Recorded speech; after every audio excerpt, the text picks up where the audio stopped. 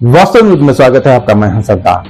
बेलगाम जिला अथनी तालुका में वहां पर भी किसानों का आंदोलन अब इसी तरह से चलने लग गया है। अब यहाँ पर आंदोलन नहीं खत्म हो गया, ताकि अब यहाँ पर किसान तो यहाँ पर तहसीलदार को यही मनवी दे रहे हैं ताकि तहसीलदार के जरिए से अब ये कांग्रेस सरकार को देने तो लग गए हैं मनवी पत्र, मगर अब ये कहने लग गए हैं ताकि ये जो मांग जो पूरी कर रहे हैं उस मांग में कुछ धोखा है और कांग्रेस सरकार पर यकीन नहीं है ताकि इनकी मांग पूरी हो गई है।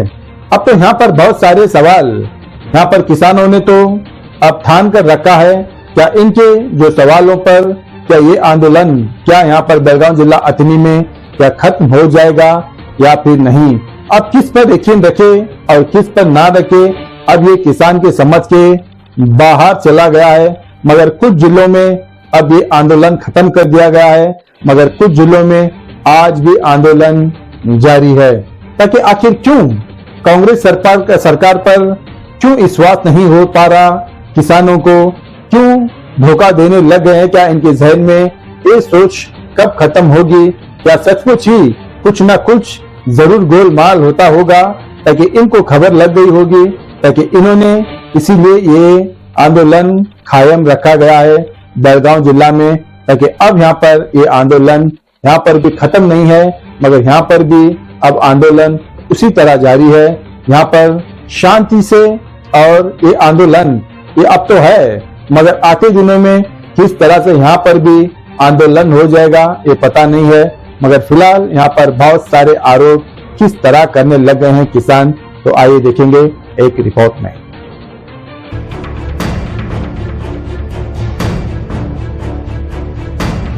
ಇವತ್ತು ನಾವು ದಂಡಾಧಿಕಾರಿ ಅವರ ಆಫೀಸ್ ಮುಂದೆ ಯಾಕೆ ಬಂದಿದ್ದೀವಪ್ಪ ಅಂದ್ರೆ ಒಂದು ನಿರಂತರ ಮಾನ್ಯ ಒಂದು 15 ದಿವಸ ಹೋರಾಟ ಆಯ್ತು ಇಡೀ ಬೆಳಗಾವಿ ಜಿಲ್ಲೆ ಒಳಗೆ. ಅದು ಒಂದು ದೊಡ್ಡ ಐತಿಹಾಸಿಕ ಹೋರಾಟ ಆದಂಗೆ ಆಗೈತಿ. ಆದರೂ ಸರ್ಕಾರ ನಮ್ಮನ್ನು ಎಬ್ಬಿಸೋಗೋಸ್ಕರ ಒಂದು ಪಂಗನಾಮ ಹಾಕೈತಿ. ಏನಪ್ಪ ಅಂದ್ರೆ 10.25 ರಿಕ್ವೈರಿ ಇತ್ತು ಮೊದಲು, ಈಗ 11.25 ಮಾಡೈತಿ. ಅಂದ್ರೆ ಅದನ್ನು ನಾವು 3500 ಬೇಡಿಕೆ ಇಟ್ಟಿದ್ದೀವಿ. ಆ 3500 ಕೊಡಲಿಲ್ಲ. ಮುಂದೆ ಈ ರಿಕ್ವೈರಿನೂ ಹೆಚ್ಚಿಗೆ ಮಾಡಿಬಿಟ್ಟಾರೆ. 10.25 ಇದ್ದದ್ದು 11.25 ಮಾಡ್ಯಾರ. ಇದ್ರೊಳಗೆ ದೊಡ್ಡ ಮೋಸ ಐತಿ.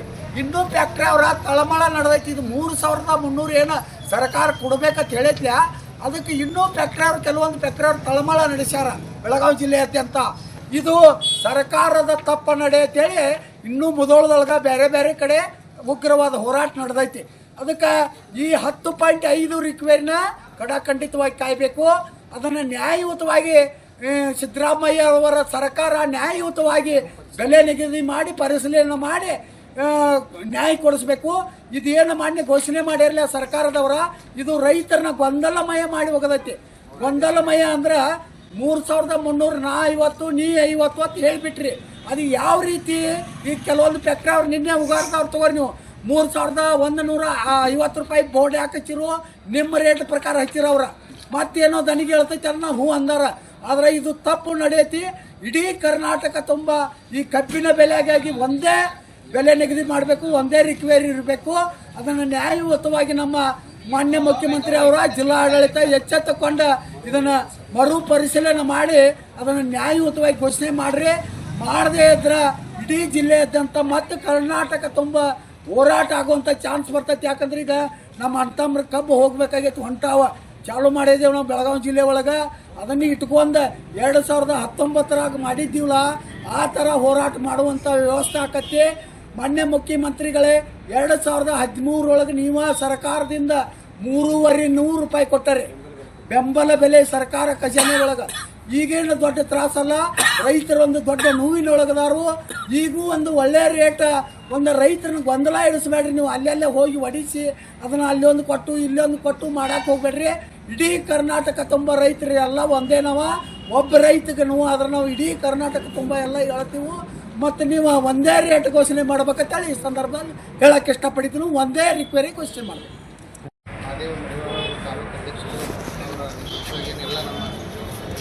ರೈತ ಬಾಂಧವರು ಬಂದಿದ್ದೀರಿ. ಸೊ ಈಗಾಗಲೇ ಒಂದು ವಾರದಿಂದ ತಾವೆಲ್ಲ ನ್ಯಾಯಯುತ ದರದ ಸಲುವಾಗಿ ನಮ್ಮ ಎಲ್ಲ ರಸ್ತೆಗಳನ್ನ ಬಂದ್ ಮಾಡಿಕೊಂಡು ಇದರ ಒಂದು ಪ್ರತಿಭಟನೆ ಮಾಡಿ ಸರ್ಕಾರಕ್ಕೆಲ್ಲ ತಮ್ಮ ಮನವಿಯನ್ನು ಸಲ್ಲಿಸಿ ಒಂದು ಆದೇಶ ಬರೋವರೆಗೂ ಕೂಡ ತಾವು ಸ್ಟ್ರೈಕಲ್ಲಿ ನಾವು ಕೂಡ ನಿಮ್ಮ ಹತ್ರ ಒಂದು 2 ಸರಿ ಬಂದಿದ್ವಿ. ಸೊ ಈಗ ನೀವೇನು ಸರ್ಕಾರದ ಆದೇಶ ಬಂದಿದೆ ಅದರಲ್ಲಿ ಕೂಡ ಸ್ವಲ್ಪ ನಿಮಗೆ ನ್ಯಾಯ ಆಗ್ತಾ ಇದೆ ಅನ್ನೋ ಒಂದು ರೂಪೇನು ಕೊಟ್ಟಿದ್ದೀರಿ. ಅದೇ ವಿಚಾರವನ್ನು ನಾನು ಸನ್ಮಾನ್ಯ ಮುಖ್ಯಮಂತ್ರಿಗಳಿಗೆ ಜಿಲ್ಲಾಧಿಕಾರಿಗಳ ಮುಖಾಂತರ ತರುವಂಥ ಒಂದು ವಿಷಯವನ್ನು ಮಾಡ್ತೀನಿ ಅಂತ ಹೇಳ್ತಾ, ಆಮೇಲೆ ಇನ್ನೊಂದು ಏನು ನಿಮ್ಮ ಹೋರಾಟದ ಕೇಂದ್ರ ಇತ್ತು ಅಲ್ಲೇ ತಂದು ಆದೇಶ ಕೊಟ್ಟಾಗೂ ಕೂಡ ಅಲ್ಲಿ ಸ್ವಲ್ಪ ಆಕ್ಷೇಪಣೆ ವ್ಯಕ್ತಪಡಿಸಿದ್ರೆ ಅವತ್ತು ಸರಿ ಆಗ್ತದೆ. ಕಡೆ ನೀವೆಲ್ಲ ಸರಿ ಸರ್, ಕೊಟ್ಟಿದ್ದೀರಿ, ಒಳ್ಳೆ ಇದನ್ನು ಕೊಟ್ಟು ಕೊಡುವಂಥದ್ದು ವ್ಯವಸ್ಥೆ ಮಾಡ್ತೀವಿ. ಸರ್ಕಾರ ಆಯಿತು, ಆಡಳಿತ ಆಯಿತು, ಯಾವತ್ತು ರೈತರ ಹಿತದಲ್ಲಿದೆ. ಏನಾದರೂ ವ್ಯತ್ಯಾಸ ಇದ್ರೂ ಕೂಡ ಅಲ್ಲಿ ಅದನ್ನು ಸರಿಪಡಿಸ್ಕೊತಾರೆ ಅನ್ನೋ ಮಾತ್ರ ಫ್ಯಾಕ್ಟ್ರಿಗಳ ಮಹಾರಾಷ್ಟ್ರ सांगली ಜಿಲ್ಲೆ ಒಳಗೆ 3500 ಘೋಷಣೆ ಮಾಡ್ಯಾರ. सांगली ಜಿಲ್ಲೆ ಒಳಗೆ सांगली ಜಿಲ್ಲೆ ಒಳಗೆ 3500 ಘೋಷಣೆ ಮಾಡ್ಯಾರು. ಇಲ್ಲಿ ನಮ್ಮ ಕರ್ನಾಟಕದೊಳಗೆ 3300 ಘೋಷಣೆ ಮಾಡ್ಯಾರ ಅಂತ ಹೇಳ್ತಾರೋ. ಅದನ್ನ ಕೊಡುವವರು ಈಗ ಮಹಾರಾಷ್ಟ್ರಕ್ಕೆ ಹಾಕ್ಯಾರ. ಮಹಾರಾಷ್ಟ್ರದಲ್ಲಿ ಅವ್ರಿಗೆ 3 ಇಲ್ಲಿ ನಮ್ಮ ಕರ್ನಾಟಕದವ್ರಿಗೆ 3300 ಕೂಡ ಹಾಕತ್ತಾರ. ಅಲ್ಲಿ ಮಹಾರಾಷ್ಟ್ರದಿಂದ ಕಬ್ಬು ತರ್ಸಾತಾರತ್ತ. सांगली ಜಿಲ್ಲೆ ಒಳಗೆ 3500 ಘೋಷಣೆ ಮಾಡ್ಯಾರು. ಆ ರೇಟನ್ನು सांगली ಜಿಲ್ಲೆ ಕಬ್ಬ ತರಿಸಿದಾರಿ ಮಹಾರಾಷ್ಟ್ರದವ್ರು ಕುಡ್ತಲ್ಲ ಅಂತೇಳಿ ಚಾಲು ಮಾಡ್ಯಾರ, ತರಾಕತ್ತಾರ. ಇದು ಕರ್ನಾಟಕ ಫ್ಯಾಕ್ಟ್ರಿ ಅವ್ರದ್ದು ಅನ್ಯಾಯ ಹೌದು ಅಲ್ವೋ? ನೀವು ಎಲ್ಲ ಹೇಳಬೇಕು, ಅಧಿಕಾರಿಗಳು ಹೇಳಬೇಕು, ಜಿಲ್ಲಾಧಿಕಾರಿ ಅವ್ರು ಹೇಳಬೇಕು, ಮತ್ತು ಮಾನ್ಯ ಮುಖ್ಯಮಂತ್ರಿಯವರು ಹೇಳಬೇಕು.